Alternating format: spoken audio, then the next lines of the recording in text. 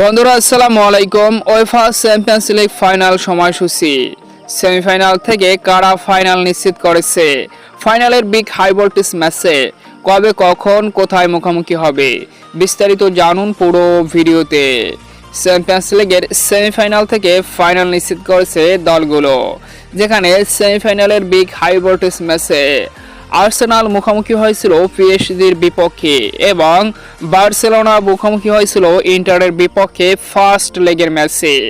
আর first লেগে Arsenal নিজেদের ঘরের মাঠে পিএসজির বিপক্ষে 1-0 গোলের ব্যবধানে হেরেছে।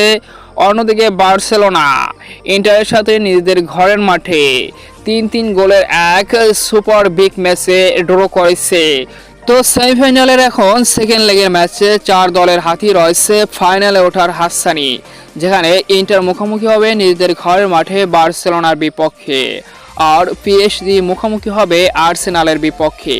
তো এখান থেকে আপনি কোন দু দলকে ফাইনালে দেখতে চান অবশ্যই কমেন্টসে আপনার মূল্যবান মতামত জানাবেন। আর ফাইনালের big high voltage super clasico সেই ফাইনালটি অনুষ্ঠিত হবে আগামী 21 জুন বাংলাদেশ সময় রাত 1টায় জার্মানির বিখ্যাত সেই বায়ার্ন মিউনিখের স্টেডিয়াম আলিয়াঞ্জ আরেনায়।